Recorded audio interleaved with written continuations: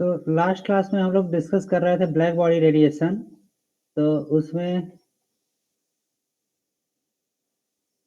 हम लोग जो है perfectly black body practical black body discuss किया था। तो प्रैक्टिकल ब्लैक बॉडी क्या होती है? आपकी एक हालो मेटेलिक कैविटी होती है, ठीक है। वो ऐसा ट्रीट करती है कोई परफेक्ट ब्लैक बॉडी है। जैसे कोई भी रेडिएशन जब इसके इनसाइड आती है तो क्या हो जाती है उसका मल्टीपल रिफ्लेक्शन होता है। मल्टीपल रिफ्लेक्शन होने की वजह से क्या होता है, वो लाइट जो है वो रे जो है बाहर नहीं जा पाती है। तो फाइनली क्या हो जाती है, कैविटी के वॉल्स के द्वारा क्या हो जाती है, वो एब्जॉर्ब हो जाती है। ये जो है कोई थियोरेटिकल प्लॉट नहीं है, एक्सपेरिमेंटल प्लॉट है। तो न्यूमन फ्रीक्वेंसी पे आपका T1 टेम्परेचर पे जो प्लॉट मिल रहा है उसका पीक किस फ्रीक्वेंसी मिल रही है?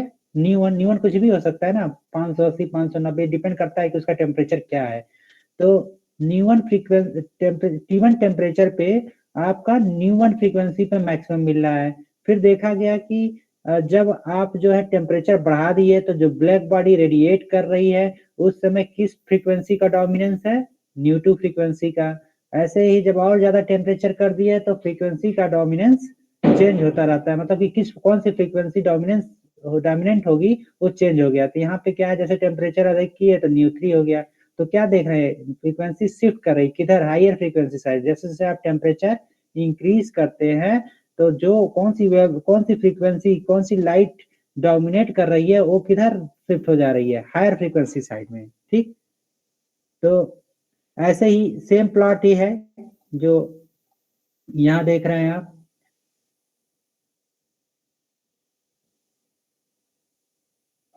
ये जो आप प्लॉट देख रहे हैं, दूसरा जो हमने प्लॉट किया है, तो ये क्या है आपका, वेवलेंथ के रिस्पेक्ट में हमने प्लॉट किया है। इंटेंसिटी डिस्ट्रीब्यूशन है, ये वेवलेंथ के रिस्पेक्ट में प्लॉट किया है। तो सिमिलर वैसा ही टेम्परेचर के साथ बढ़ाने पे क्या हो रही है, इसका इंटेंसिटी जो है ओवरऑल जो रेडिएशन है इंक्रीज कर रहा है, ठीक।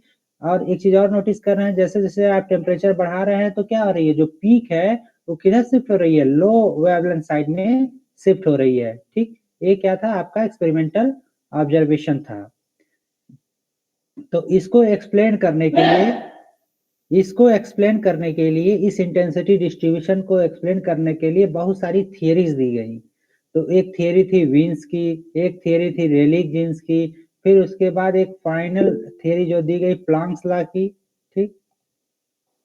तो तो इसमें जो है आपका, तो ये एनालिसिस है black body, analysis of spectral distribution of black body. तो जैसा आप ग्राफ से देख पा रहे हैं, देखे होंगे, तो उसमें क्या है, with the increase in frequency the spectral intensity first increases. उसके बाद क्या हो जाती है, मैक्सिमम हो जाती है। उसके बाद क्या होती है, डिक्रीज करने लगती है। यही है ना कि इंटेंसिटी पहले इंक्रीज कर रही है, फिर मैक्सिमम पहुंचती है, उसके बाद डिक्रीज करने लग रही है। दूसरा आपने देखा कि जो ब्लैक बॉडी, जिस ब्लैक बॉडी का टेम्परेचर ज्यादा होता है वो ज्यादा रेडिएट करती है। क्यों? क्योंकि जब टोटल रेडिएशन क्या होगा आपका, जैसे इस ग्राफ में देखिए, इस टेम्परेचर पे आपका जो एरिया अंडर द कर्व है, इस कर्व के अंदर जो एरिया है वो कम है। और T2 टेम्परेचर पे, ज्यादा टेम्परेचर पे हॉटर बॉडी का क्या है, एरिया अंडर द कर्व ज्यादा है। इसका मतलब क्या है, जब टेम्परेचर इंक्रीज करते हैं तो बॉडी बहुत ज्यादा रेडिएट करना शुरू कर देती है, ठीक है। तो ये जो एरिया अंडर द कर्व है क्या बताता है, total radiation of including all the wavelength, जितना वेवलेंथ सारे का एनर्जी अगर कैलकुलेट करें तो वो बताती है, ठीक है। तो जो टोटल रेडिएशन है वो टेम्परेचर इंक्रीज करने पे बढ़ती है। यही था ना दूसरा, hotter black body radiates more than a cold body, ठीक। तीसरा क्या था, the spectrum of a hotter black body has its peak at a higher frequency than the peak in the spectrum of a cooler body. ये तीन conclusion आपने निकाले थे इस स्पेक्ट्रम से, कि जो पीक होती है हॉटर ब्लैक बॉडी की, वो क्या होती है, हायर फ्रीक्वेंसी साइड में होती है, मतलब उसकी फ्रीक्वेंसी ज्यादा होती है। जिस फ्रीक्वेंसी पे पीक मिलती है और वो फ्रीक्वेंसी ज्यादा होती है, ठीक है। ऐसे ही वेवलेंथ में इसमें देखते हैं तो क्या होती है, पीक जैसे जैसे टेम्परेचर इंक्रीज करते हैं जो मैक्सिमम इंटेंसिटी होती है और लोअर वेवलेंथ पे मिलती है, ठीक है ना। ये तो क्लियर है ना, ये स्पेक्ट्रम का एनालिसिस तो क्लियर है आप लोगों को, क्या ये बता रहा है, क्या इंफॉर्मेशन आप निकाल सकते हैं इससे? आपने तीन इंफॉर्मेशन निकाला। पहला कि जैसे जैसे आप टेम्परेचर इंक्रीज करते हैं बॉडी ज्यादा रेडिएट करती है। फिर आपने निकाला कि पहले फ्रीक्वेंसी के साथ बढ़ती है, ठीक है, इंटेंसिटी बढ़ती है, उसके बाद मैक्सिमम पहुंचती है, उसके बाद अगेन डिक्रीज करने लगती है। ये 3 कंक्लूजन्स आपने निकाले, ठीक है। अब था इसका एक्सप्लेनेशन। तो एक्सप्लेनेशन कई क्लॉजिकल अप्रोच मतलब प्रिंसिपल ऑफ क्लॉजिकल फिजिक्स का यूज करके 3 एक्सप्लेनेशन दिया गया। पहला क्या था आपका, एक पहला दूसरा नहीं है इसमें, मान लीजिए एक एक्सप्लेनेशन था, थियरी थी स्टीफन बोल्ट्जमैन लॉ की, ठीक। दूसरी थियरी थी रेलिक जेन्स लॉ की और तीसरी थी वीन्स लॉ की। तो स्टीफन बोल्ट्जमैन लॉ आप लोगों ने पहले से भी आप लोग जानते हैं कि ये इंपेरिकल फार्मूला है, मतलब कि एक्सपेरिमेंटली इसको पाया गया, इसको मतलब मैथमेटिक्स के थ्रू जो है डिराइव नहीं किया गया। तो उन्होंने कुछ एक्सपेरिमेंट किए, अपने एक्सपेरिमेंट के बेसिस पे जो डेटा उन्होंने निकाले उसमें उन्होंने पाया कि जो टोटल रेडिएशन है वो किसके प्रोपोर्शनल है, fourth power of absolute temperature of the body. T क्या है, केल्विन में है, वो बॉडी का एब्सोल्यूट टेम्परेचर है और इसके फोर्थ पावर के वो प्रोपोर्शनल होती है, ठीक। ठीक है, total radiation emitted from a black body at temperature T is proportional to the fourth power of absolute temperature. इसका स्टेटमेंट यही है, ठीक। ये ऑलरेडी आप लोग इंटरमीडिएट से पढ़ते चले आ रहे हैं। और जो प्रोपोर्शनलिटी कांस्टेंट आती है इसमें क्या है, सिग्मा है। सिग्मा क्या है आपका, स्टीफन कांस्टेंट कहलाता है। तो ये जो स्टीफन बोल्ट्जमैन लॉ है ये केवल ये बता पाता है कि जैसे जैसे टेम्परेचर आप इंक्रीज करते हैं टोटल रेडिएशन कितनी एमिट होती है, ठीक। यही है ना, कोई डाउट इसमें? No sir. किसी को कोई डाउट नहीं?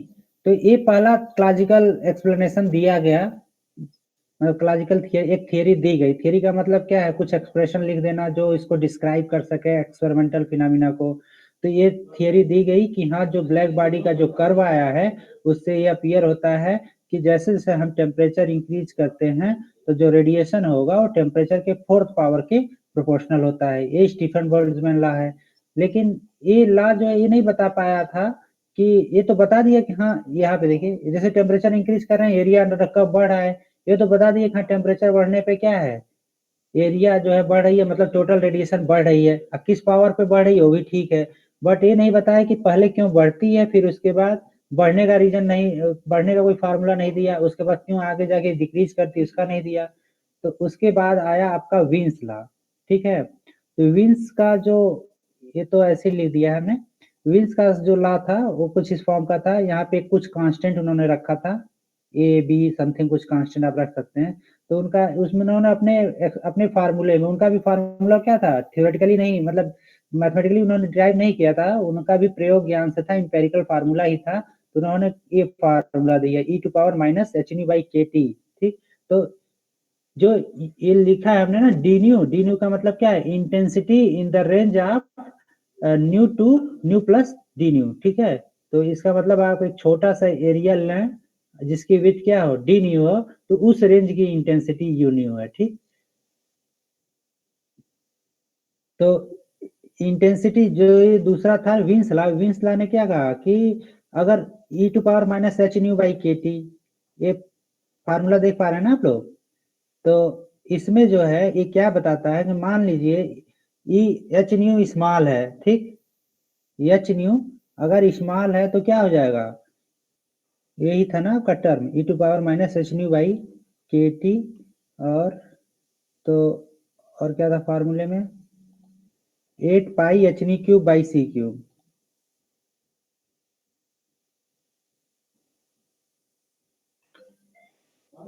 एट पाई सॉरी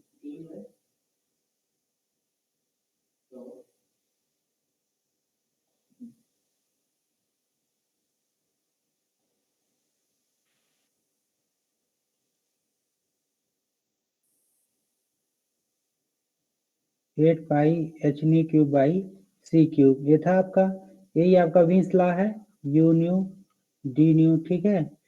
तो ये आपका विंस लॉ है। तो इसमें मान लीजिए अगर न्यू एच न्यू स्मॉल है, H nu is very very small compare to के टी, तो उस केस में E to power minus H nu by के टी क्या हो जाएगा आपका, तो इसका एच न्यू स्मॉल है तो क्या हो जाएगा बताइए, 1 माइनस एच न्यू बाई के T plus H nu by के टी का स्क्वायर, ठीक। ऐसे लिख सकते हैं।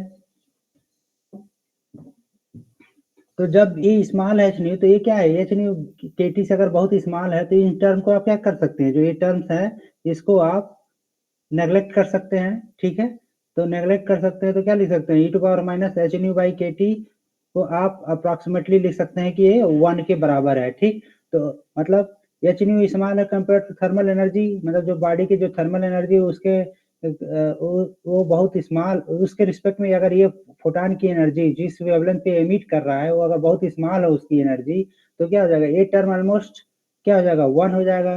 तो आपकी क्या होनी चाहिए, वीन्स के लॉ के अकॉर्डिंग ये जो है ऐसे बढ़नी चाहिए, न्यू क्यूब की तरह बढ़ना चाहिए तेजी से, बट एक्चुअल एक्सपेरिमेंट में पाया गया है कि ये न्यू क्यूब की तरह नहीं बढ़ता है, ठीक है। तो एक प्रॉब्लम थी इस थियरी में। और दूसरी थी कि अब मान लीजिए कि अगर h nu is very large, मतलब हायर फ्रीक्वेंसी साइड की बात करें, एच न्यू जब is very very large compare to के टी, तो उस समय क्या हो जाएगा आपका 1 माइनस एच न्यू बाई के टी जो आएगा वो क्या हो जाएगा, अप्रोक्सीमेटली इसको लिख सकते हैं एच न्यू बाई के टी, लिख सकते हैं ना। तो या उसको ना लिखें तो आप ये समझ लीजिए कि अगर एच न्यू बाई के टी है तो ये जो टर्म होगा ई टू पावर माइनस मान लीजिए इसमें अल्फा मान लीजिए, ठीक है। तो ये जो टर्म अल्फा क्या होगा, एक बड़ी क्वांटिटी होगी, ठीक। तो बड़ी क्वांटिटी होगी तो इसकी वजह से क्या हो जाएगा, जब इसका प्लॉट करेंगे विद रिस्पेक्ट टू न्यू, इस टर्म को जब आप प्लॉट करेंगे तो क्या आ जाएगा, ये डिक्रीज करता हुआ आएगा, ठीक। तो ये जो है आपका जो यहाँ पे आया है जो है इसको तो प्रॉपरली एक्सप्लेन कर पा रहा था कि हाँ चलिए E to power minus H nu by के टी के रेशियो से डिक्रीज करती है, ठीक। ये विंस लॉ था, विंस लॉ का जो एक्सप्रेशन था यही है, इसकी वजह से क्या है हायर फ्रीक्वेंसी साइड को तो एक्सप्लेन कर पा रहा था, फिर लोअर फ्रीक्वेंसी साइड में बता रहा था कि वो जो है किससे बढ़ती है, न्यू क्यूब से बढ़ती है, बट वो न्यू क्यूब से नहीं बढ़ती है, वो न्यू स्क्वायर के प्रोपोर्शनल होती है, ठीक। मतलब वो एक ऑर्डर फास्टर रेट बताता था ये। तो विंस लॉ केवल किसके लिए वैलिड था, केवल हायर फ्रीक्वेंसी साइड के लिए अप्लीकेबल था, बट लोअर फ्रीक्वेंसी साइड के स्पेक्ट्रम को प्रॉपरली एक्सप्लेन नहीं कर पा रहा था, ठीक। तो उसके बाद जो है रेलिक जीन्स ला आया, ठीक है। तो रेलिक जीन्स ला जो था, तो ये आपका रेलिक जीन्स ला है, ठीक है। ये आपको दोनों चीजें बताती हैं कि हाँ इस एक्सप्रेशन को अगर आप देखेंगे तो देखेंगे क्या है कि टेम्परेचर इंक्रीज होती है तो इंटेंसिटी बढ़नी चाहिए, जैसे आपका आया था ना कि टेम्परेचर इंक्रीज करने पे, जैसे आपने यहाँ पे ऐसे प्लॉट किया था ना अलग अलग कुछ इस तरह का, तो T1 टेम्परेचर पे था, ये दूसरा T2 टेम्परेचर पे था। तो मतलब टेम्परेचर इंक्रीज होने पे वो आपका बढ़ना चाहिए इंटेंसिटी, ठीक। तो उसको तो ठीक है, इस के टी प्रोपोर्शनल टू टी है तो आप कह सकते हैं टेम्परेचर के साथ उसकी इंटेंसिटी लिनियरली इंक्रीज करनी चाहिए, ठीक। और दूसरा चीज क्या है, ये बता रहा है कि फ्रीक्वेंसी के साथ अगर देखें तो न्यू स्क्वायर के प्रोपोर्शनल होती है। तो ये देखा गया कि हाँ इस तरह इसका जो ग्राफ है जब इसको फिट करके देखा गया ग्राफ को और एक्सपेरिमेंटल डेटा को देखा गया कि हाँ इस पार्ट को तो एक्सप्लेन वो कर पा रहा है, रेलिक जीन्स लॉ इस पार्ट को एक्सप्लेन कर पा रहा है, ठीक है। लेकिन यहाँ पे क्या है कि ये क्या बता रहा है, you nu is proportional to nu square, मतलब कि अगर आप इसको प्लॉट करेंगे ना तो ये ऐसे ही बढ़ता जाएगा, न्यू के साथ ऐसे ही बढ़ता जाएगा, तो सैचुरेट नहीं हो रहा है कहीं पे ना। जो जब सीधे बढ़ता जाएगा तो इसका मतलब है कि ये जो एक्सपेरिमेंटल ऑब्जर्वेशन है जहाँ की आप एक पार्टिकुलर फ्रीक्वेंसी पे आपको मैक्सिमम इंटेंसिटी मिलती है उसके बाद डिक्रीज करना शुरू करता है, तो इस पार्ट को मतलब हायर फ्रीक्वेंसी साइड वाले पार्ट को रेलिक जीन्स लॉ एक्सप्लेन नहीं कर पा रहा था, ठीक है ना। तो रेलिक जीन्स लॉ क्या था, रेलिक जीन्स लॉ केवल lower part of the spectrum को एक्सप्लेन कर पा रहा था और वीन्स लॉ केवल higher part of the spectrum को एक्सप्लेन कर पा रहा था, ठीक है। दोनों थियरी पूरे कर्व को एक्सप्लेन नहीं कर पा रही थी, क्यों ऐसा आ रहा है, ठीक। कोई डाउट इसमें?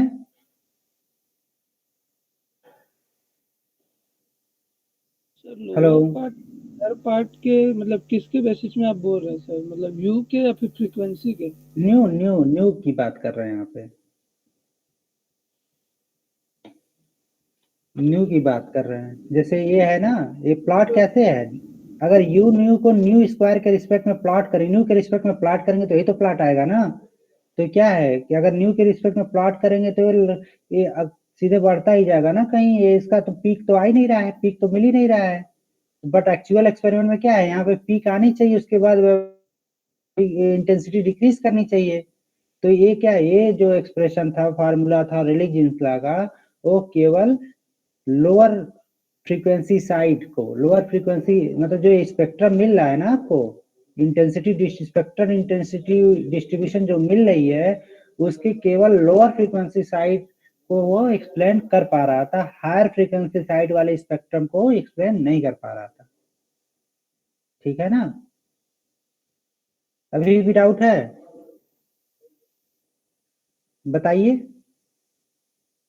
सर वो इंक्रीजिंग के केस में आप बता रहे हैं कि लोअर में जा रहा है,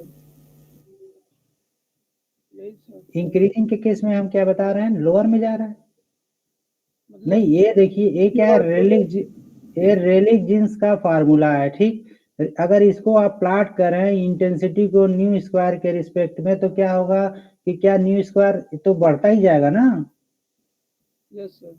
ये तो बढ़ता ही जाएगा, लेकिन बट एक्चुअल में क्या है, यहाँ पे पीक मिलती है ना। ये आपका एक्सपेरिमेंटल कर्व है, जो मोटी लाइन है वो आपका एक्सपेरिमेंटल कर्व है, इसमें देखिए कि पीक मिलती है, ठीक।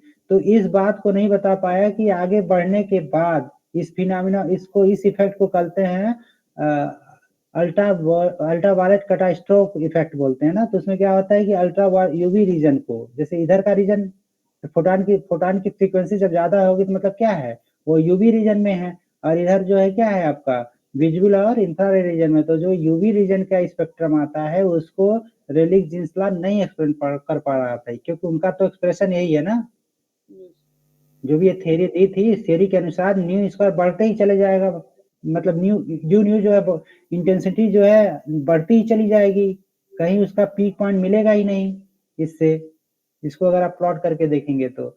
बट एक्चुअल ऑब्जर्वेशन, जो एक्सपेरिमेंटल ऑब्जर्वेशन में आपको पीक मिलती है, उसके बाद जो है इंटेंसिटी कंटिन्यूअसली डिक्रीज करती है, ठीक।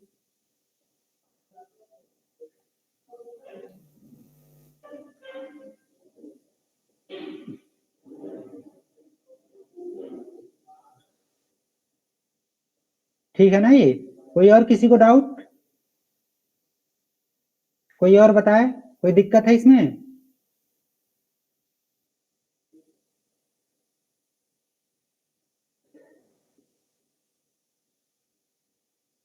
तो आगे बढ़े, कोई दिक्कत नहीं है। तो आपके सिलेबस में जो है, चलिए विंस डिस्प्लेसमेंट लॉ तो हम लोग लास्ट क्लास में डिस्कस कर चुके थे। और विंस डिस्प्लेसमेंट लॉ क्या बताता है कि अगर किसी टेम्परेचर पे आपका ब्लैक बॉडी रेडिएशन है, तो उस रेडिएशन की पीक जो है किस वेवलेंथ पे मिलेगी, ठीक है। रेडिएशन की पीक किस वेवलेंथ पे मिलेगी यही बताता है, lambda m into T equal to constant, ठीक। ये आपका विंस लॉ था, दोनों में डिफरेंस है विंस डिस्प्लेसमेंट लॉ में और विंस लॉ में, ठीक है। तो दूसरा क्या था, Rayleigh Jeans law. Rayleigh Jeans law हमने आपको कहा था कि हमारा जो लेक्चर हमने अपलोड किया था उसको देखिए, हो सकता है कुछ आपको समझ में आए, ठीक। देखा था किसी ने? हेलो, आशुतोष कुमार जी बताइए, देखा था आपने? अभी नहीं देखते सर, अभी नहीं देखा था, और किसी ने देखा था वो लेक्चर? Yes sir. देखा था उसको, चलिए तब कुछ तो आपको समझ में आएगा ही।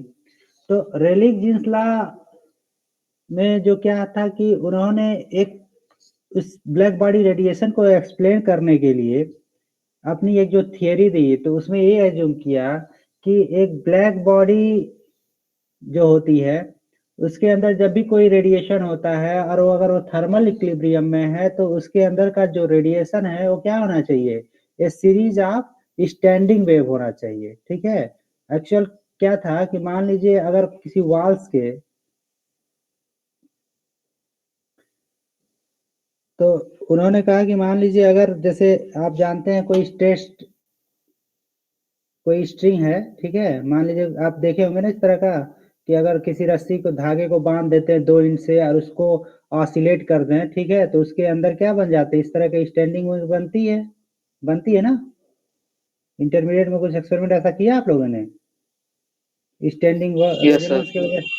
हाँ, Yes, sir. तो बिल्कुल ऐसे ही है कि इसमें जो है सॉरी जो आपका जो रेलिक जिंसलान उन्होंने क्या एजम किया कि चूंकि कैविटी होती है उसके वॉल्स क्या होते हैं, मेटल्स के होते हैं और परफेक्टली रिफ्लेक्टिव होते हैं। तो कोई भी रेडिएशन कैविटी के अंदर तभी सस्टेन करेगी जब रेडिएशन एक दूसरे से जो इंटरफियर करे वो क्या होना चाहिए, कंस्ट्रक्टिव इंटरफेरेंस होना चाहिए। तो कंस्ट्रक्टिव इंटरफेरेंस कब होगा, जब उनके बीच में स्टैंडिंग वेव बननी चाहिए। स्टैंडिंग वेव अगर नहीं बन रही है तो कंस्ट्रक्टिव इंटरफेरेंस नहीं होता है, क्योंकि जब दोनों वेव्स जो है सेम फेज में रिकम्बाइन करेंगे वहां पे, ठीक है, तभी तो कंस्ट्रक्टिव इंटरफेरेंस होगा। तो तो वेव को सस्टेन करने के लिए, ठीक है, वेव परसिस्ट करे इनसाइड द कैविटी, इसके लिए क्या होना चाहिए, स्टैंडिंग वेव बनना चाहिए। तो उन्होंने ये कहा, ये एज्यूम किया कि जो कैविटी के अंदर जो भी रेडिएशन है वो क्या है, एक स्टैंडिंग वेव की सीरीज है, ठीक है। ये स्टैंडिंग वेव जनरेट कौन करता है, चूंकि कैविटी के अंदर क्या है, अब बहुत सारे एटम्स हैं, बहुत सारे चार्जेस हैं। कैविटी के वाल्स हैं, वाल्स पे क्या होंगे, इलेक्ट्रॉन्स होंगे ना, एटम के अंदर इलेक्ट्रॉन्स होंगे। तो उस इलेक्ट्रॉन के वजह ऑसिलेशन के वजह से वे प्रोड्यूस हो रहे हैं। आखिर कोई बॉडी रेडिएट क्यों करता है, कोई भी एटम रेडिएट तभी करता है। तो मान लीजिए कोई भी सिंपल सा एटम है तो उसमें क्या होते हैं, पॉजिटिव चार्ज सेंटर होता है।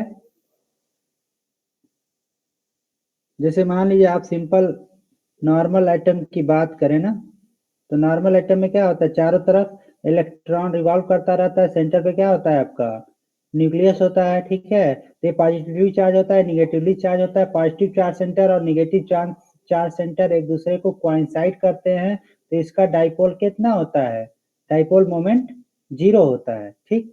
बट अगर मान लीजिए कि अगर ये डाइपोल बना रहा है, मतलब चार्ज अगर ऑसिलेट कर रहे हैं विद उसके साथ, मान लीजिए ऑसिलेटिंग डाइपोल है किसी मॉलिक्यूल वॉल्स पे, तो क्या हो जाएगा, positive charge centre negative charge centre के बीच में सेपरेशन विद टाइम चेंज होगा, मतलब वो ऑसिलेट करते रहते हैं। और आप जानते हैं इलेक्ट्रोलॉजिकल इलेक्ट्रोडायनेमिक्स में आपने पढ़ा होगा, नहीं पढ़ा है मतलब अभी, लेकिन आगे आप पढ़ेंगे इन फ्यूचर कि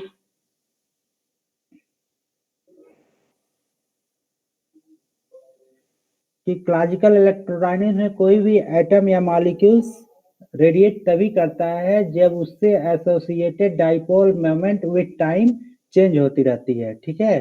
तो केवल ऑसिलेटिंग डाइपोल्स ही रेडिएट कर सकते हैं। तो वैसे ही जो भी वहां पे इलेक्ट्रॉन्स हैं उसके सरफेस पे, तो क्या होता है, चूंकि वो क्या है पॉजिटिव चार्ज न्यूक्लियस से जुड़े होते हैं, उसके वजह से क्या होता है, उनके अंदर जो dipole moment with time change होता है उसके वजह से वो रेडिएट करते हैं। तो उसको उन्होंने ये कंसीडर किया रिलीजियंस ने कंसीडर किया, वो क्या है, एक तरह के ऑसिलेटर हैं, ठीक। और वो ऑसिलेटर कैसा है, एक क्लॉजिकल ऑसिलेटर उन्होंने अज्यूम किया, ठीक। और उस क्लॉजिकल ऑसिलेटर के वजह से वेव्स जनरेट हो रही हैं, और वेव्स जनरेट हो रही हैं वो चूंकि सेकेंड वॉल से रिफ्लेक्ट हो रही हैं, तो आपस में क्या बना रही हैं, स्टैंडिंग वेव्स बना रही हैं। तो स्टैंडिंग वेव बनने का क्या कंडीशन है, तो स्टैंडिंग वेव बनने का कंडीशन ये है कि जो भी आपका पाथ लेंथ है एक राउंड ट्रिप में, वो कितना होना चाहिए, हाफ वेव लेंथ का इंटीग्रल मल्टीपल होना चाहिए। जैसे मान लीजिए ये आपका 2 इंच है, इसको मान लीजिए अगर ये आपके 2 इंच हैं, इसकी लेंथ क्या है, मान लीजिए कैविटी के अंदर, मान लीजिए 1 डायमेंशनल कैविटी है, मान अज्यूम कर सकते हैं ना 1 डायमेंशनल कैविटी है, मतलब केवल एक ही डायरेक्शन में अगर वो प्रोपेगेट कर रही है लाइट, तो उसके अंदर जो स्टैंडिंग वेव कब बनेगा, स्टैंडिंग वेव बनने की क्या कंडीशन होगी, स्टैंडिंग वेव बनने की कंडीशन होगी 2L equal to n lambda, यही होगी ना। तो इसका मतलब क्या है, L should be equal to n lambda by 2, यही कंडीशन है ना, यही कंडीशन तो हमने बताया था। तो ये कंडीशन है किसके लिए, स्टैंडिंग वेव बनने के लिए। तो अगर इस कंडीशन का मतलब क्या है,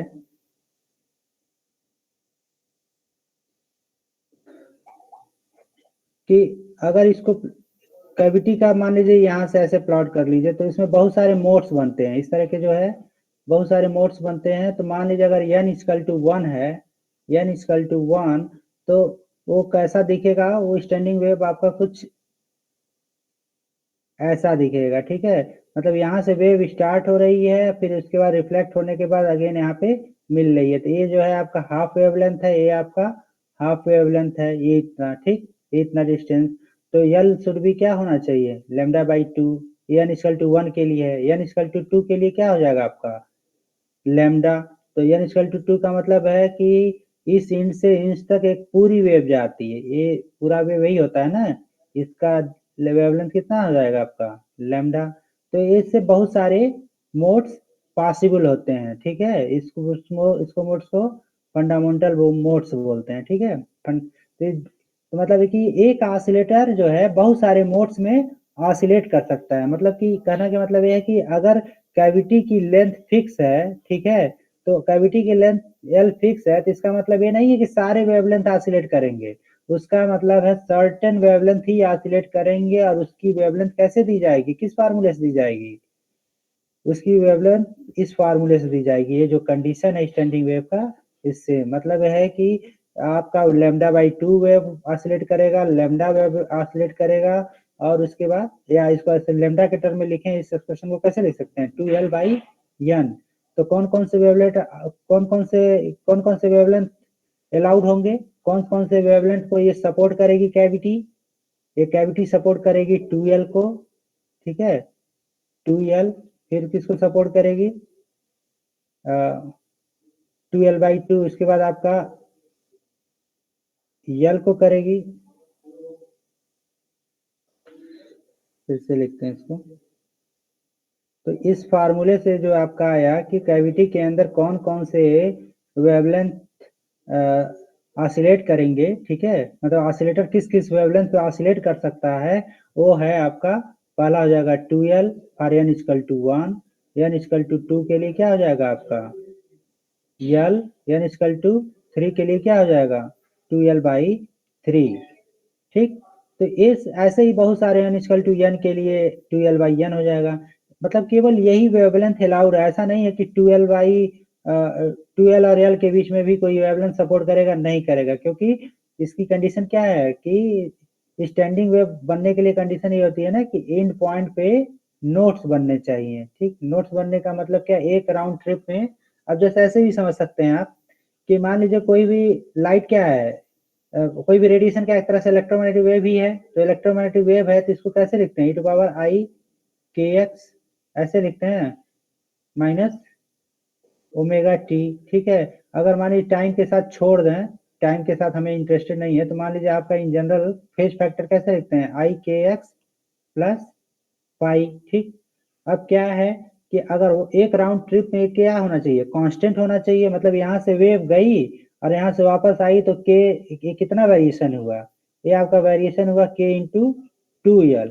अगर ये के इंटू 2L किसके बराबर हो, फेज सेम होना चाहिए, तो इसके लिए क्या होना चाहिए, के 2L इंटू 2n पाई होना चाहिए, ठीक। तो ये कंडीशन है, के इक्वल टू क्या होता है आपका 2 पाई बाई लेमडा होता है, ठीक। तो यहाँ से कंडीशन निकल के आती है, जो ये कंडीशन आपने लिखा है ना, L equal to lambda by 2, तो आप इसको जब सब्स्टिट्यूट करेंगे तो यही वाली कंडीशन बन के आएगी, ठीक। तो स्टैंडिंग वेव की कंडीशन आपकी क्या मिल गई, L equal to n lambda by 2। तो उन्होंने मतलब उनका पर्पस क्या था, उनका वो एम यही था कि हमें स्टैंडिंग जो रेडिएशन कैविटी के अंदर है उसकी इंटेंसिटी उन्हें फाइंड आउट करनी थी। तो इंटेंसिटी कैसे निकाल सकते थे, इंटेंसिटी निकालने के लिए उन्होंने चूंकि कंसीडर कर लिया कि कैविटी के अंदर जो भी रेडिएशंस हैं वो सीरीज ऑफ स्टैंडिंग वेव्स हैं। अगर आप समहाउ क्या करें, ये कैलकुलेट करने की total number of standing waves cavity के अंदर कितनी है, तो मान लीजिए total number of standing waves आपने कैलकुलेट कर लिया, मान लीजिए n है, ठीक। टोटल नंबर ऑफ वो कैविटी, उसके बाद उसकी वॉल्यूम उसकी उससे डिवाइड कर दीजिए वॉल्यूम से, तो क्या मिल जाएगा, standing wave per unit volume मिल जाएगी। अब एक वेव की अगर एनर्जी मालूम है, तो एनर्जी से मल्टीप्लाई कर देंगे तो क्या मिल जाएगी आपकी, इन टोटल एनर्जी डेंसिटी तो मिल जाएगी ना। अगर टोटल वेव्स मालूम हो, हर एक वेव की एनर्जी मालूम हो और कैविटी की वॉल्यूम से डिवाइड कर दें तो आपकी टोटल एनर्जी मिल जाएगी। तो इस आइडिया से उन्होंने अपना डेरिवेशन स्टार्ट किया, ठीक है। तो इन्होंने कंसीडर किया कि पहला कंडीशन तो ये था कि क्यूबिक कैविटी है तो इसका मतलब क्या होगा, एक्स एक्सिस भी होगा, वाई एक्सिस भी होगी, जेड एक्सिस भी होगी। तो एक्स डायरेक्शन में भी कुछ वेव जाएंगे, कुछ वेव वाई डायरेक्शन में भी जाएंगे, कुछ वेव जेड डायरेक्शन में भी जाएंगे। तो जो वेव्स एक्स डायरेक्शन में जाएंगे उनको उनको कैसे, उनकी उसके लिए कंडीशन क्या होगी, जैसे हमने यहाँ एनएक्स लिखा था ना, तो यहाँ जे एक्स लिखा है हमने नोट्स में। तो आपके पास जो कंडीशन थी, जनरल कंडीशन, मतलब क्या थी कि अगर दो इंड पॉइंट है और उन इंड पॉइंट के बीच में डिस्टेंस कितनी है, यल है, तो कौन कौन से वेवलेंथ सपोर्ट करेंगे, ठीक है। तो वो था आपका n इक्वल टू 2l/λ। इस फार्मूले से दी जाती कौन कौन से वेवलेंथ को ये एल लेंथ की कैविटी सपोर्ट करती। यहाँ n की वैल्यू क्या हो सकती है, इंटीग्रल नंबर हो सकता है 1 2 3 4 समथिंग, ठीक है। तो अब ये था कि कितने वेव्स होंगे, जैसे आपने यहाँ पे देखा था कि एक मोड हो रहा है n इक्वल टू 1 के लिए, दूसरा एल लेंथ की कैविटी है तो n इक्वल टू 1 को सपोर्ट करेगा, n इक्वल टू 2 को सपोर्ट करेगा। ऐसे ही एल लेंथ की कैविटी है तो कितना होगा, n क्या बताए, n बताएगा total number of standing waves को ही तो बता रहा है ना। 1 है तो मतलब एक वेव को बता रहा है, 2 का मतलब 2 वेव को बता रहा है, 3 का मतलब 3 तरह के वेव पॉसिबल हैं, ठीक। ऐसे ही अगर ऐसे लेते जाते ले जाएं, अगर n आ रहा है तो n का मतलब है क्या है कि अब l नंबर की कैविटी n वेव्स को सपोर्ट कर रही है, ठीक। तो उसी कंडीशन को इन्होंने जनरलाइज किया कि अगर कैविटी 3 डायमेंशनल है, ठीक है, अगर कैविटी 3 डायमेंशनल है,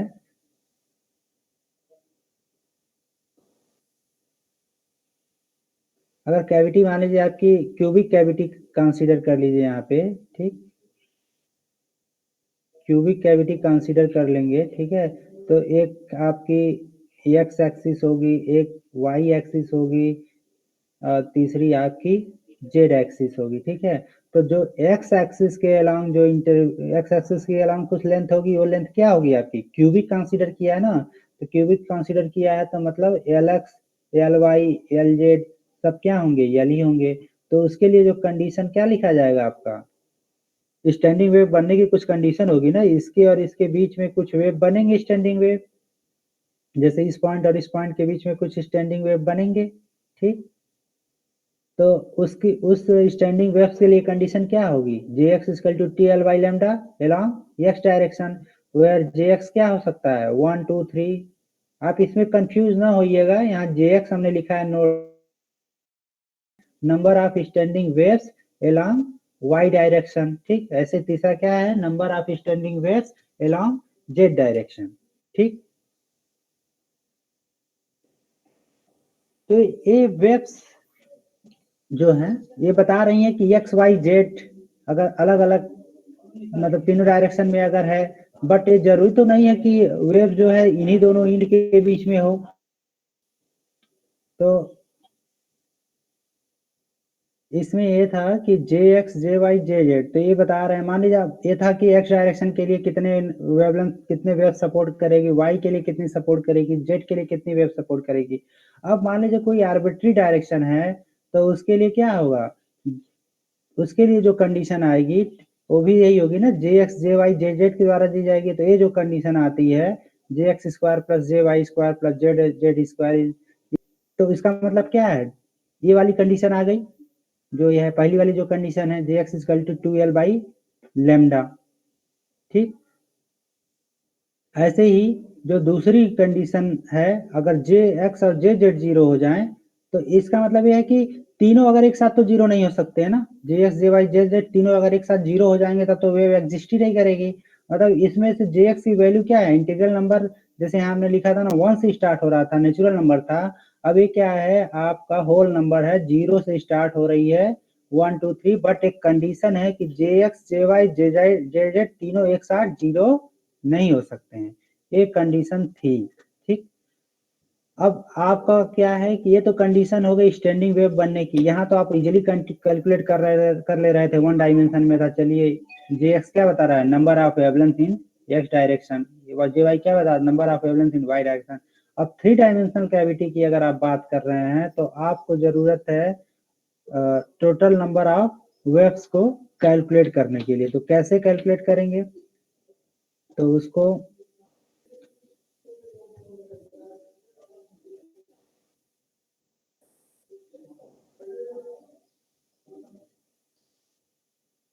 तो यहाँ जो आपने स्टैंडिंग वेव की जो कंडीशन लिखी थी वो थी आपकी Jx का square Jy square plus Jz का स्क्वायर, ठीक है, Jz का स्क्वायर 2l बाई लेमडा का होल स्क्वायर, ये कंडीशन थी।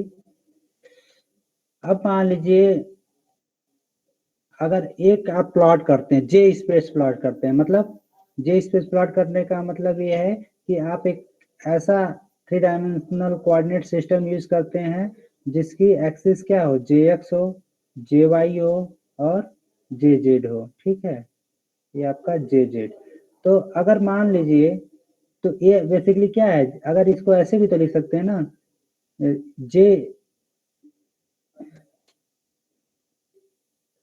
जे का स्क्वायर इक्वल टू क्या हो जाएगा आपका, Jx का square plus Jy square plus Jz का स्क्वायर, ये किसके बराबर है, 2l बाई लेमडा के होल स्क्वायर के बराबर है।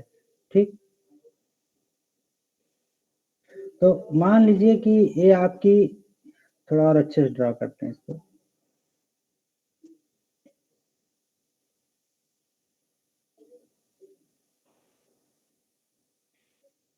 ये आपका Jx हो गया, ये Jy हो गया, ये आपका Jz हो गया। ठीक, अब मान लीजिए कि एक कंडीशन है, मतलब ये तो टोटल क्या है, जे क्या है आपका, Jx square plus Jy square plus Jz square, ये तो जस्ट लाइक एक स्फेयर के इक्वेशन की तरह है ना। तो अगर आप एक जे रेडियस का एक स्फेयर ड्रॉ करते हैं ऐसे, ठीक है, तो Jx ये स्फेयर ड्रॉ कर सकते हैं ऐसे, जे रेडियस का, कितनी है इसकी रेडियस, जे, तो जे का मतलब क्या है, अगर इस पॉइंट कोई एक पॉइंट लेते हैं तो उसका कोऑर्डिनेट क्या होगा, Jx Jy और Jz, ओरिजिन का कोऑर्डिनेट क्या होगा यहाँ पे, Jx J क्या वैल्यू होगी, 0 0 0, तो उसकी डिस्टेंस क्या होगी दोनों की, जो आपकी जे स्क्वायर होगी वो हो जाएगी Jx का square Jy square plus Jz square, मतलब कि इसके अगर कोई भी पॉइंट लेते हैं तो यहाँ पे क्या होगी, पर्टिकुलर Jx Jy और Jz की वैल्यू होगी, यहाँ पे भी Jx Jy Jz की वैल्यू होगी, हो सकता,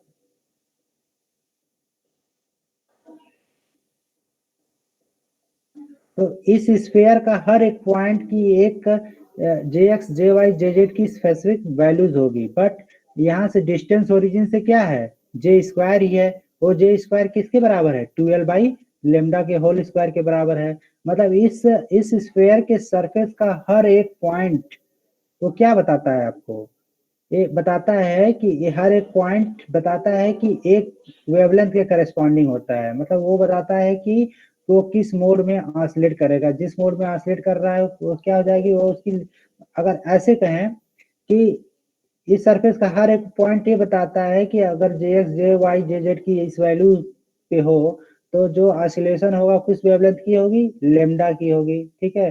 तो अब हम अल्टरनेटिवली ये भी तो कर सकते हैं ना कि लेमडा के कितने पॉसिबल स्टैंडिंग वेव्स हो सकते हैं। ठीक, मान लीजिए इस पॉइंट की बात करें तो यहाँ क्या है, इस पॉइंट की Jz की तो वैल्यू है, Jx और Jy की वैल्यू 0 है, बट ये कितना है, Jz की वैल्यू कुछ होगी यहाँ पे, तो इस यहाँ पे Jx और Jy 0 हो सकती है, तो ये जो है Jx और Jy Jz तीनों मिलके क्या बताते हैं, आपका एक मोड ऑफ ऑसिलेशन बताता है। ठीक, तो इसका कहने का मतलब इस इक्वेशन से आप ये बता सकते हैं कि लेमडा के लिए क्या कॉम्बिनेशन हो सकते हैं Jx Jy Jz के, तो हर एक पॉइंट एक वेव को, एक स्टैंडिंग वेव को डिनोट करता है। ठीक है, वो बताता है कि इस सरफेस पे जितने भी पॉइंट्स हैं वो सारे पॉइंट्स जो है लेमडा वेवलेंथ से ऑसिलेट करेंगे।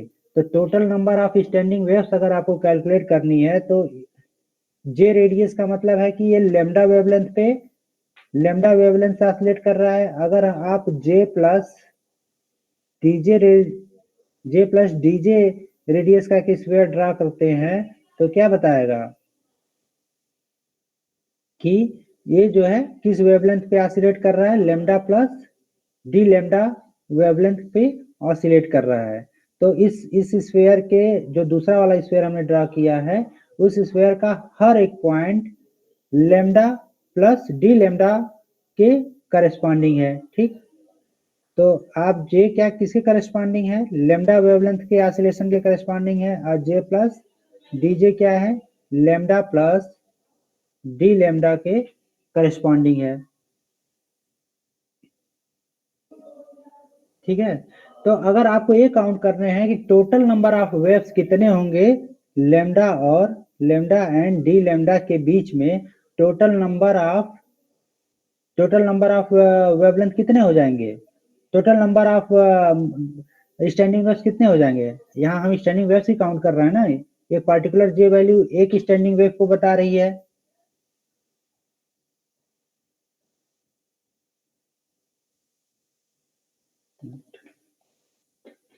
तो यहाँ हमने क्या बताया था कि नंबर ऑफ वेवलेंथ एक जे वैल्यू क्या बता रही है, एक वेवलेंथ को बता रही है कि इसकी एक स्टैंडिंग वेव को बता रही है। जे वाई अगर एन है तो जे वाई मतलब एन स्टैंडिंग वेव बनेंगे, ये कंडीशन थी।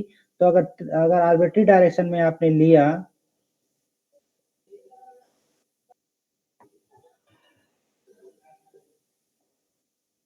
तो अगर आपको कैलकुलेट करना है कि लेमडा और लेमडा प्लस डी लेमडा के बीच में कितने स्टैंडिंग वेव्स हैं तो कैसे कैलकुलेट करेंगे। तो आपको क्या जानना होगा, आपको इसका वॉल्यूम जानना होगा। ठीक, तो ये जो बन रहा है रीजन, इसको ऐसे देखिए,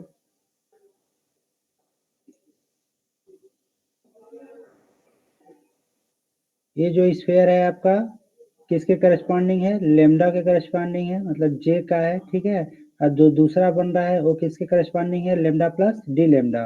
तो अगर जितने भी जे पॉइंट्स हैं अगर हम कैलकुलेट कर लें इस रीजन में तो ये बताएंगे कि टोटल नंबर ऑफ, तो ये आपका जो स्फेरिकल सेल बन रहा है ना, ये आपका स्फेरिकल सेल बन रहा है लेमडा और जे प्लस डीजे के बीच में। तो हर एक जे, मान लीजिए ये क्या है, एक जे क्या है, एक पर्टिकुलर वेवलेंथ के करस्पॉन्डिंग था, वैसे ही जे प्लस डीजे क्या है, लेमडा प्लस डी लेमडा के करस्पॉन्डिंग है। तो कितने कॉम्बिनेशन बनेंगे जे x j y j Z के, मतलब total number of standing waves कितने होंगे जो कि लेमडा और लेमडा प्लस डी लेमडा के बीच के वेवलेंथ के हों।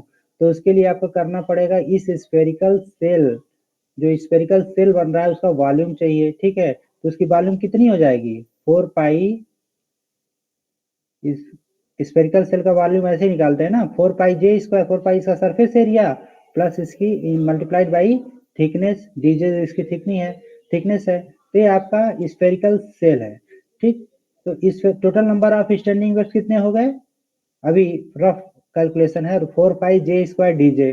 ठीक, अब ये 4 पाई जे स्क्वायर डीजे, इसमें एक चीज और चीजें हैं कि अगर इसमें क्या है, क्योंकि स्फेयर है ना तो इसमें पॉजिटिव एक्स वैल्यूज भी हैं, निगेटिव एक्स वैल्यूज भी हैं, पॉजिटिव जे एक्स वैल्यू है, निगेटिव जे एक्स वैल्यू है, पॉजिटिव जे वाई वैल्यू है और निगेटिव जे वाई वैल्यू है। बट क्या है, आपने जो कंडीशन लिखा था उसमें ये था कि एक्स वाई जेड जो है क्या होना चाहिए था, ओनली जे x j y j Z क्या होना चाहिए था, ओनली पॉजिटिव वैल्यूज होना चाहिए। तो पॉजिटिव वैल्यूज कब होगा, जब हम केवल इसके एक ऑक्टेंट को कंसीडर करें, एक ऑक्टेंट को कंसीडर करें। ठीक है, एक ऑक्टेंट को कंसीडर कर रहे हैं। ठीक है, तो उस केस में क्या हो जाएगा, कितने एक स्क्वायर के कितने ऑक्टेंट होंगे, चार, 8 होंगे ना, तो 1/8 टाइम्स हो जाएगा। ठीक, तो total number of standing waves कितने हो जाएंगे, 4 पाई जे स्क्वायर डीजे इंटू 1/8, यही होगा ना। अब देख चीज और है, मान लीजिए जो स्टैंडिंग वेव आपकी ये बन रही है तो इसके दो तरह के पोलराइजेशन हो सकते हैं, एक वर्टिकली पोलराइज हो सकता है, दूसरा क्या हो सकता है, स्टैंडिंग वेव ऐसे बने। ऐसे बने, ठीक है। तो उसके 2 पॉसिबल मोड्स ऑफ पोलराइजेशन होंगे, तो मान लीजिए 2 से मल्टीप्लाई कर दीजिए, तो क्या बचा 2 2 4 8 4 4 कैंसिल कर लेंगे, तो total number of standing waves I आपकी वो आई जो जी न्यू डी न्यू आएगी। अगर जी न्यू डी न्यू को क्या कहें कि standing waves between frequency new and new plus d new, ये आएगी आपकी 4 पाई जे स्क्वायर डी जे, ठीक। ये total number of standing waves है, ठीक है। अगर डिवाइड कर ले रहे हैं एल क्यूब से, क्यूबिक कैविटी माना है, तो क्या मालूम हो जाएगा total number of standing waves per unit volume, ठीक। तो आपको मिलेगा number of standing waves per unit volume मिल गया, ठीक है। और अब अगर आपको एक स्टैंडिंग वेव्स की एनर्जी पता चल जाए, एवरेज एनर्जी, क्योंकि स्टैंडिंग मान लीजिए एक स्टैंडिंग वेव है, ठीक, एक स्टैंडिंग वेव है, इसकी एनर्जी ऐसे भी स्टैंडिंग वेव बन सकता है, ठीक, इसी मोड का, ठीक है, फंडामेंटल मोड का ही। अगर हो सकता है इसका एम्पलीट्यूड थोड़ा और ज्यादा हो, ठीक है, तो इस तरह का भी बन सकता है स्टैंडिंग वेव, ठीक है, मतलब उसका एम्पलीट्यूड ज्यादा हो। बट आप क्या है एवरेज वैल्यू कैलकुलेट करेंगे, तो average standing wave average energy कितनी हो जाएगी, तो आप जानते हैं क्लासिकल ऑसिलेटर जो होते हैं, जैसे मान लीजिए एक क्लासिकल ऑसिलेटर है। क्लासिकल ऑसिलेटर का मतलब क्या है, जो इलेक्ट्रॉन ऑसिलेट कर रहा है न्यूक्लियस के आसपास, ठीक है, तो उसकी जो एनर्जी, जो एवरेज एनर्जी आती है, वो आती है आपकी 1/2 kT पर डिग्रीज ऑफ फ्रीडम, ठीक। तो 1/2 kT पर डिग्रीज ऑफ फ्रीडम, तो टोटल कितनी हो जाएगी, कितनी डिग्रीज ऑफ फ्रीडम है, 3 डिग्रीज ऑफ फ्रीडम है। तो एक कैलकुलेशन तो आपको समझ में आया होगा, ठीक है। 2 क्यों है, 2 is for 2 states of polarization. 1/8 क्यों है, 1/8 है आपका क्योंकि आपको केवल j x j y j z की पॉजिटिव वैल्यूज कंसीडर करनी है, इसलिए 1/8 केवल पॉजिटिव ऑक्टेंट को रिप्रेजेंट करने के लिए, ठीक है, केवल पॉजिटिव ऑक्टेंट को हम कंसीडर कर रहे हैं, इसलिए 1/8 से डिवाइड कर दिया है, ठीक। अब क्या था, ये जो जे था, जे को कैसे लिख सकते हैं, यही तो कंडीशन थी, J equal to 2l by lambda, ठीक। लेमडा को लिख सकते हैं सी बाई न्यू, तो जे के लिए क्या है 2l न्यू बाई सी, और डीजे क्या है 2l by C D new. अब इस जे और डीजे को, ये आपका टोटल नंबर ऑफ जो स्टैंडिंग वेव्स आई है, इस पे सब्स्टिट्यूट कर देंगे तो ये एक्सप्रेशन आ जाता है। फिर एल क्यूब से डिवाइड किया गया है इसमें, तो आपका आ गया density of standing waves in a cavity per unit volume. तो density of standing waves per unit volume आपका ये नंबर आएगा। ये क्या बता रहा है, केवल नंबर बता रहा है कि एक कैविटी के अंदर कितने स्टैंडिंग वेव्स हैं, ठीक। तो जो स्टैंडिंग वेव्स होगी, तो उसकी जो है क्लासिक जो थर्मल उसकी जो थर्मल इक्विलिब्रियम में जो एवरेज एनर्जी होती है 1 डिग्री ऑफ फ्रीडम में 1/2 kT होती है। चूंकि उसके क्या है 2 डिग्रीज ऑफ फ्रीडम पॉसिबल हैं, तो रेडिएशन फील्ड में cavity correspond to 2 degrees of freedom, इसलिए एवरेज एनर्जी क्या आ जाएगी आपकी kT। तो अब इस जो आपका डेंसिटी ऑफ स्टैंडिंग वेव्स आई है, उसको उसकी एक वेव की एवरेज एनर्जी से मल्टीप्लाई कर देंगे, तो आपको क्या बताना चाहिए एनर्जी डेंसिटी, ठीक। तो ये आपका क्लासिकल ये लॉज हैं, ठीक है, ये आपका रेले जीन्स लॉ कहलाता है, ठीक है। तो कैसे कैलकुलेट किया उन्होंने, क्या किया स्टैंडिंग वेव्स कैलकुलेट किया, एक स्टैंडिंग वेव की जो एवरेज एनर्जी आती है उसको लिखा, मल्टीप्लाई कर दिया, तो आपका मिल गया एनर्जी डेंसिटी पर यूनिट वॉल्यूम, ठीक। तो यही एक्सप्रेशन था ना रेले जीन्स लॉ का। कोई डाउट इसमें, हेलो। Yes sir. सर वो हाँ डिग्री ऑफ पूछिए क्या फ्रीडम जरा पूछ, बता दीजिए, जो डिग्री ऑफ फ्रीडम थी डिग्रीज वो ऑफ फ्रीडम क्या है ना, जो एक थियरम है, ठीक है, इसको आप जैसे मान लीजिए आपको बेसिक पर्पस क्या है एवरेज एनर्जी कैलकुलेट करनी है, तो एवरेज एनर्जी कैलकुलेट करने के लिए हम आपको बता रहे हैं, जैसे ये आपका है एनर्जी स्प्रिंग से है, तो क्लासिकल ऑसिलेटर एज्यूम किया था रेलिंग ने, तो उसकी एनर्जी क्या होगी होनी चाहिए, अगर डिस्प्लेसमेंट के साथ प्लॉट करेंगे तो कॉन्टिन्यूअस होनी चाहिए, ठीक। तो कॉन्टिन्यूअस एनर्जी की एवरेज एनर्जी जो कैलकुलेट करते हैं, तो एवरेज एनर्जी किसी स्टेट की क्या होती है, तो ये होती है ना E multiplied by probability. Probability क्या है आपका बोल्ट्जमैन फार्मूला ही है, ठीक। एवरेज एनर्जी कैलकुलेट करने के लिए एक्सप्रेशन यूज करते हैं आप लोग, ठीक है, यही एक्सप्रेशन है ना, आप लोग पढ़ चुके होंगे इसको ऐसे। हाँ, तो ये इस तरह का आपने एवरेज जब भी इंटरमीडिएट में रहे होंगे तो निकालते रहे होंगे कि मान लीजिए अगर किसी की प्रोबेबिलिटी पता है, ठीक है, तो किसी की एवरेज निकालना है तो क्या करते हैं, प्रोबेबिलिटी से मल्टीप्लाई कर देते हैं डिवाइडेड बाई, ये इस तरह का एक्सप्रेशन आप लोगों ने यूज किया होगा, तो वही चीज है, ठीक है। तो ये क्या है, आपका प्रोबेबिलिटी बताता है। जैसे बोल्ट्जमैन फार्मूला क्या है आपका, बताता है कि किस स्टेट में कितने नंबर ऑफ एटम्स हो सकते हैं, ठीक है। एटम्स के माने एटम ग्राउंड स्टेट में हो सकता है, एटम एक्साइटेड स्टेट में हो सकता है, बट किस टेम्परेचर पे किस स्टेट में वो एटम्स होंगे ये प्रोबेबिलिटी बताता है। तो ई एनर्जी होने की प्रोबेबिलिटी क्या होगी, आप इस एक्सप्रेशन से कैलकुलेट कर सकते हैं, ठीक।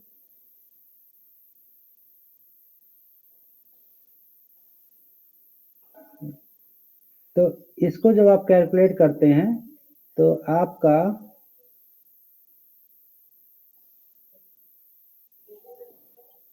ये तो या तो ऐसे आप कैलकुलेट कीजिए, ये है, ठीक है, इसको हमने कैलकुलेट किया है, ई इक्वल टू ऐसे है।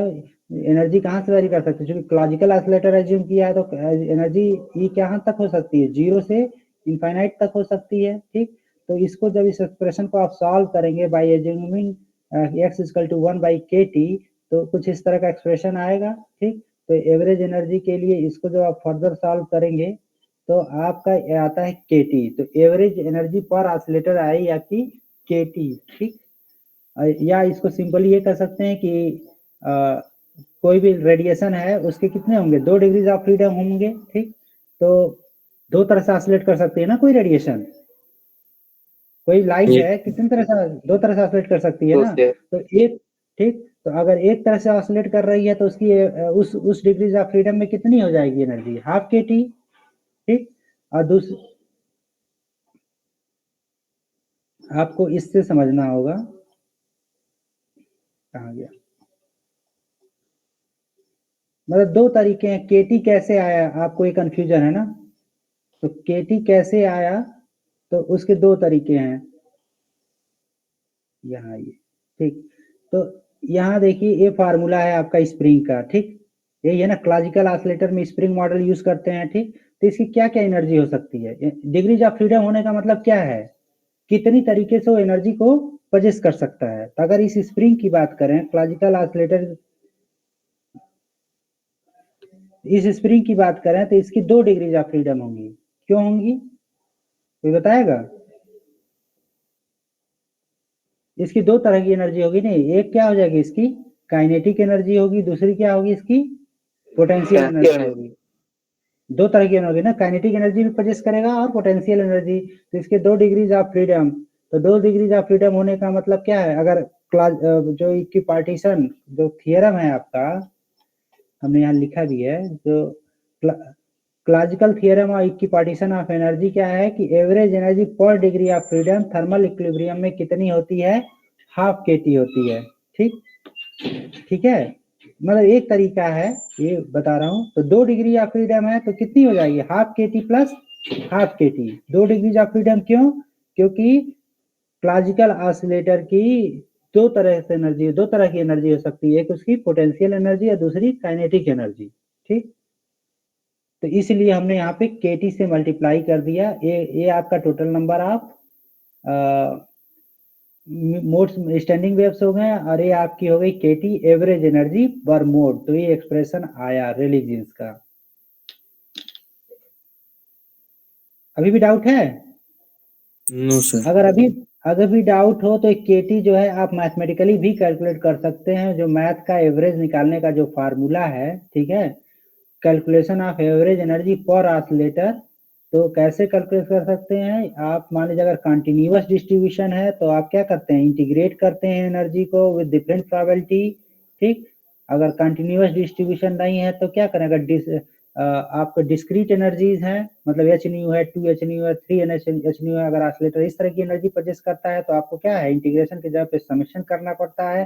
लेकिन चूंकि आप जो है वहां पे क्लासिकल ऑसिलेटर कंसीडर कर रहे हैं, तो क्लासिकल ऑसिलेटर की एनर्जी निकालने के लिए आपको इसको इंटीग्रेट करना होगा। वहां पे प्रोबेबिलिटी क्या है, प्रोबेबिलिटी क्या है, बोल्ट्जमैन डिस्ट्रीब्यूशन लॉ से दी जाएगी, इसीलिए यहाँ पे हमने लिखा था e⁻e/kt, वही होता है ना। वो बताता है कि ई एनर्जी रखने की प्रोबेबिलिटी कितनी है, तो ऐसे आप उसका एवरेज कैलकुलेट करते हैं, तो इस कैलकुलेशन से आप देखिए kt आती है। ठीक है ना, इसको आप खुद से प्रैक्टिस करके देखिएगा, हमने करके दिया है आपको।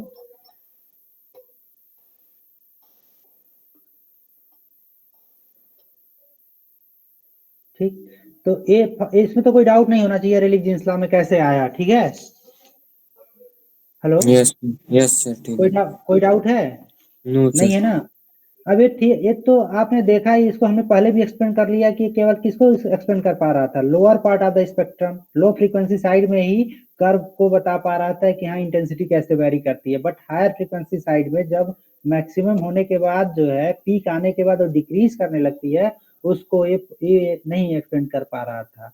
तो उसके लिए प्लांक्स आए सामने, तो प्लांक्स ने ये रेले-जीन्स फार्मूले को मॉडिफाई किया। कैसे मॉडिफाई किया? उन्होंने एक कंसीडर किया कि ये जो ऑसिलेटर जो रेले-जीन्स ने एज्यूम किया था, उसको क्लासिकल ऑसिलेटर एज्यूम किया था। उसमें कोई भी इलेक्ट्रॉन कंटीन्यूअस एनर्जी पजेस कर सकती थी। ठीक है, कोई भी इलेक्ट्रॉन जो है कंटीन्यूअस एनर्जी पजेस कर सकती थी, मतलब जो भी रेडिएटिंग एटम है या इलेक्ट्रॉन है, ठीक है, या जो भी डाइपोल है, वो कंटीन्यूअस एनर्जी पजेस कर सकती थी। बट अकॉर्डिंग टू, यहीं से क्वांटम मैकेनिक्स की शुरुआत होती है कि उन्होंने कहा कि जो ऑसिलेटर है वो सारे एनर्जीज को नहीं पजेस करते हैं। वो क्या है कि जो भी ऑसिलेटर हैं वो क्या होते हैं, क्वांटम ऑसिलेटर हैं, और उसकी एनर्जी जो दी जाएगी E=Nhν, मतलब N=1 हो सकता है, N=2 हो सकता है, N=3। तो मतलब जो ऑसिलेटर की अलाउड एनर्जी जो होंगी वो क्या होंगी, hν की मल्टीपल होंगी। तो जो यहाँ देख रहे हैं कंटिन्यूअस एनर्जी पजेस कर सकता था कोई भी ऑसिलेटर, यहाँ पे जो है क्वांटम ऑसिलेटर में माना गया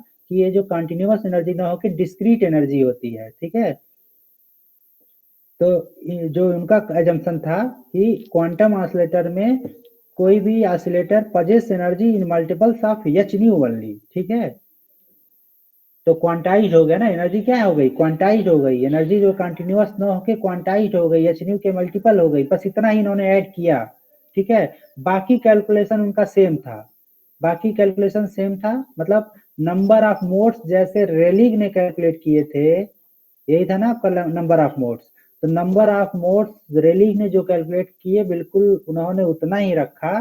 ठीक है, स्टैंडिंग उन्होंने भी यही माना कि कैविटी के वॉल्स जो है ऑसिलेटर की तरह बिहेव कर रहे हैं, जिसके वजह से स्टैंडिंग वेव प्रोड्यूस हो रही है। उन्होंने total number of standing waves को कैलकुलेट किया, तो ये काउंट किया, total number of standing waves per unit volume का किया। Total number of standing waves per unit volume calculate करने के बाद जैसे रेलिग ने किया था बिल्कुल वैसे ही किया, बस इतना ही डिफरेंस है कि जो एवरेज एनर्जी उन्होंने केटी लिखा था उसके जगह पे इन्होंने क्वांटम, जो क्वांटम थ्योरी का एजम्पशन था कि क्वांटम ऑसिलेटर की एनर्जी क्या हो सकती है, केवल hν के मल्टीपल में हो सकती है, उसके बेसिस पे उन्होंने एवरेज एनर्जी कैलकुलेट किया। तो अब क्या है, क्वांटम ऑसिलेटर अगर इसके जगह पे आप एज्यूम करते हैं तो क्या हो जाएगी, ई की वैल्यू क्या हो जाएगी, nhν ना, एनर्जी क्वांटाइज है, n क्या है, नंबर्स है, नंबर, e⁻, माने nth स्टेट का एनर्जी क्या हो जाएगा, nhν। ठीक है, फर्स्ट स्टेट का क्या हो जाएगा, hν। तो nth स्टेट में होगा ऑसिलेटर की, फर्स्ट स्टेट में होगा, सेकंड स्टेट में होगा, ओवरऑल जिस भी स्टेट में उसकी एवरेज एनर्जी क्या होगी इस एक्सप्रेशन से दी जाएगी। ओनली चेंज क्या है, जो इंटीग्रेशन था वो समेशन में हो गया। ठीक है, अब प्रोबेबिलिटी क्या हो जाएगी, वही है, बोल्ट्जमैन डिस्ट्रीब्यूशन लॉ से दी जाएगी प्रोबेबिलिटी किस स्टेट की है। ओनली डिफरेंस क्या है, ई की जगह पे हमने nhν लिख दिया। अब इसको आप कैलकुलेट करेंगे average energy assuming the quantum oscillator. ठीक है, तो उसको जो है आप इसको एक्सपेंड कर सकते हैं। ठीक है, सीरीज है तो इसको एक्सपेंड कर सकते हैं, समेशन ऑफ सीरीज जो होता है 1 0, ये होता है ना, एक summation from n equal to 0 से infinite x to power n क्या आता है आपका, ये होता है ना, इनफाइनाइट सीरीज है तो क्या आता है 1/1 - x आता है। वैसे ही ये भी एक आइडेंटिटी है जो यूज करते हैं लोग। ठीक है, तो इसका यूज करके जब आप कैलकुलेट करेंगे तो आपका ये आएगा, ऊपर वाला पार्ट ये आएगा, नीचे वाला पार्ट ये आएगा। तो एवरेज एनर्जी जो आई इस कैलकुलेशन में वो आई आपकी इस इतना, ठीक है। तो अब उन्होंने जो केटी वहां पे लिखा था उस केटी के जगह पे इन्होंने इस टर्म को सब्स्टिट्यूट कर दिया। जो जैसे ही इन्होंने तो in the case of average energy पर ऑसिलेटर कितनी आई, क्वांटम ऑसिलेटर के केस में एवरेज एनर्जी आपकी ये आई, ठीक है। यहाँ कोई डाउट है आपको? हाँ, केवल कैलकुलेशन किया गया इसमें। उन्होंने माना कि एनर्जी क्वांटाइज्ड है, तो आप भाई क्वांटाइज्ड है तो उसकी एवरेज कैसे निकालेंगे, उसका सम करेंगे टोटल एनर्जी के ऊपर, उसके बाद जो है टोटल नंबर ऑफ काउंट्स क्या है उससे डिवाइड कर रहे हैं, तो आपकी एवरेज एनर्जी आ रही है। तो अब उसको क्या किया, उसके जगह पे इन्होंने बस यही रख दिया, ये टर्म केटी के जगह पे ये सब्स्टिट्यूट कर दिया, तो ये एक्सप्रेशन आया, यही प्लांक्स रेडिएशन फार्मूला है, ठीक है। तो जो न्यू स्क्वायर था यहाँ पे क्या आ गया, न्यू क्यूब हो गया d nu e to power H nu by के टी। अब ये प्लांक्स रेडिएशन फार्मूला जो था lower part of the spectrum को भी एक्सप्लेन कर पा रहा था और higher part of the spectrum को भी एक्सप्लेन कर पा रहा था। अभी अब देखेंगे कैसे। यहाँ तक तो कोई डाउट नहीं ना है? कोई डाउट है पूछिए।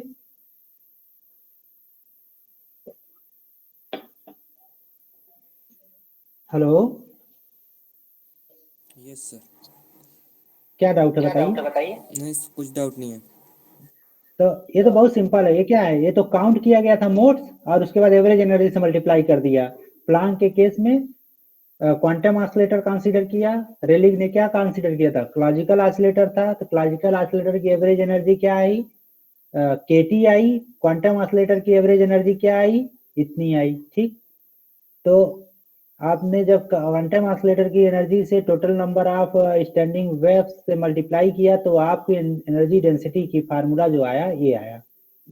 इसी फार्मूले को बोलते हैं प्लांक्स रेडिएशन लॉ।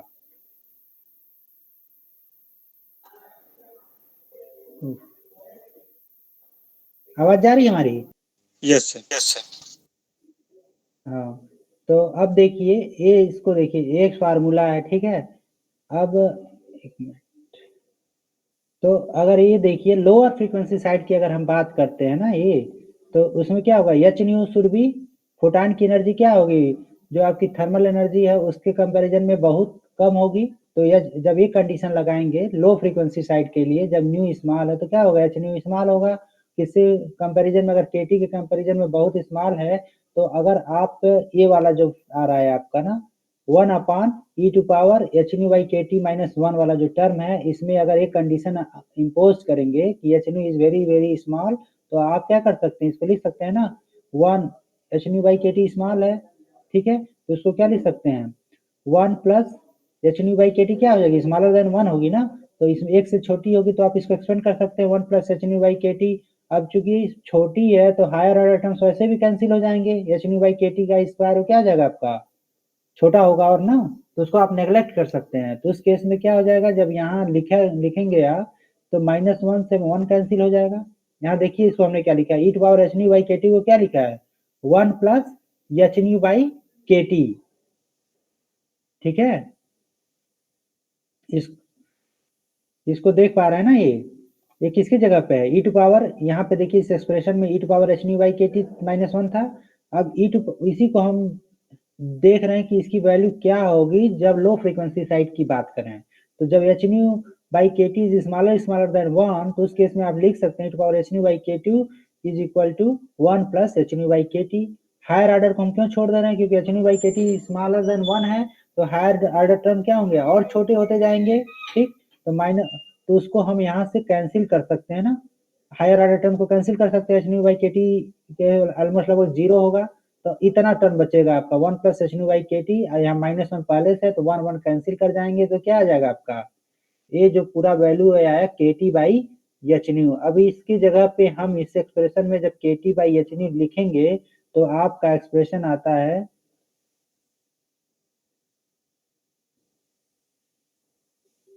तो आपका जो एक्सप्रेशन आता है आया 8 pi nu square by C q k T into d nu. अभी फार्मूला कुछ जाना पहचाना नहीं लग रहा है आपको, कोई बताए?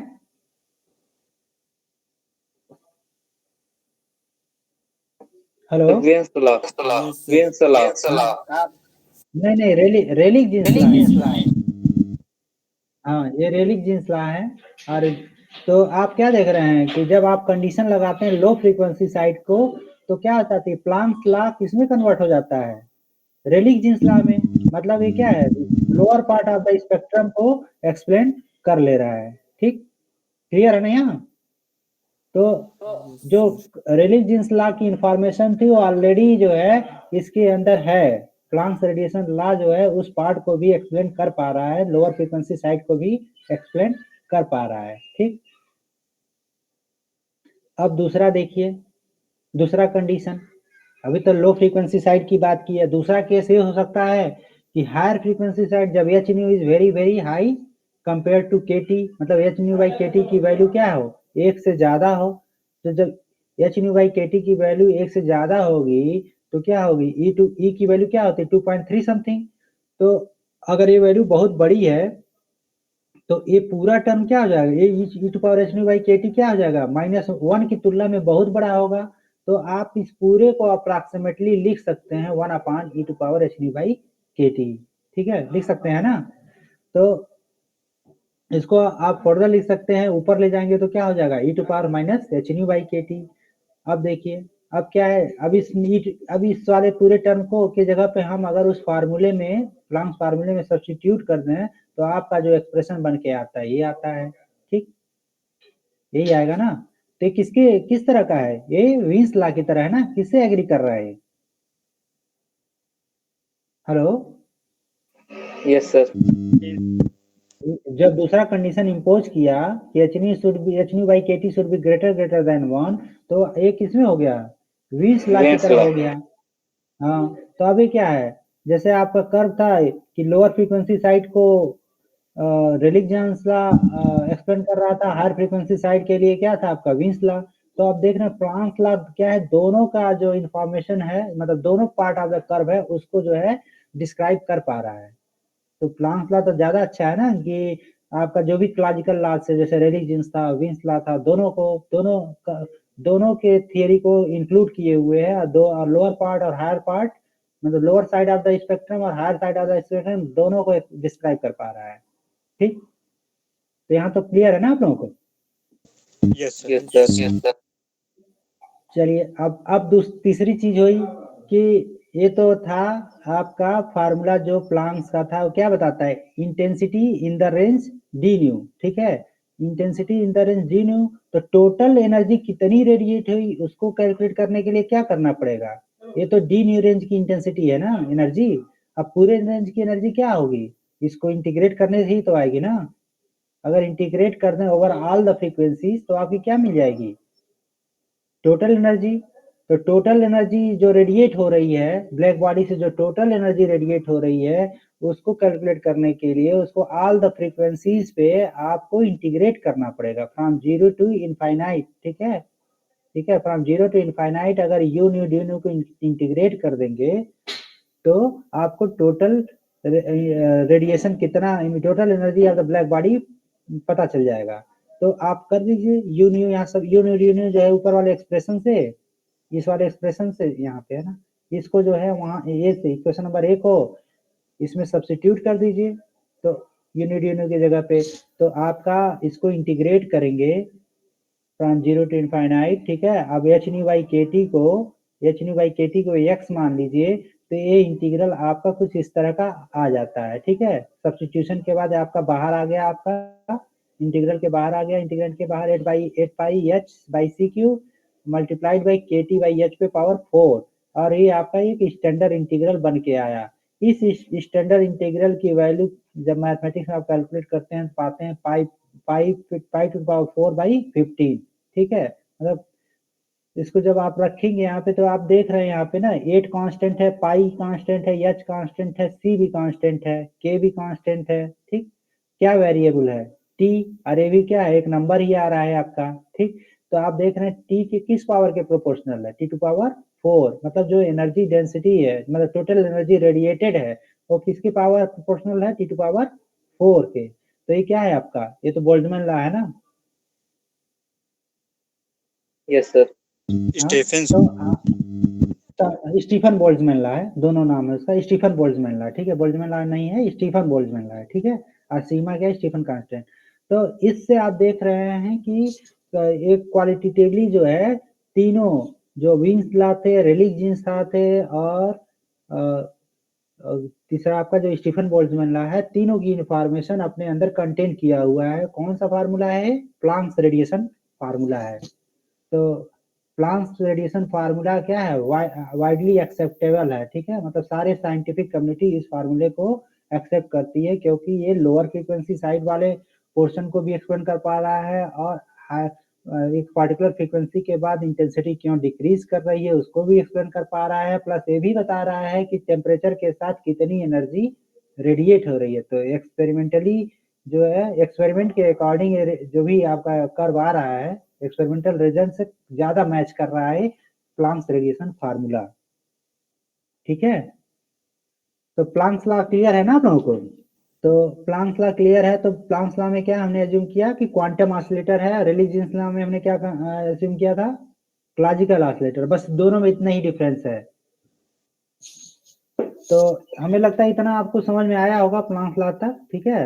अब नेक्स्ट क्लास में हम वो डिस्कस करेंगे वेव पार्टिकल ड्युअलिटी, ठीक है। अभी इतना देखिए, आप लोग लेक्चर भी देख लीजिएगा और इस नोट से अपना नोट्स बना लीजिएगा, अपने कॉपी में लिख लीजिएगा कैसे आया प्लैंक्स रेडिएशन फार्मूला, क्योंकि एग्जाम में आता है ना कि derive the Planck's radiation formula, ठीक है।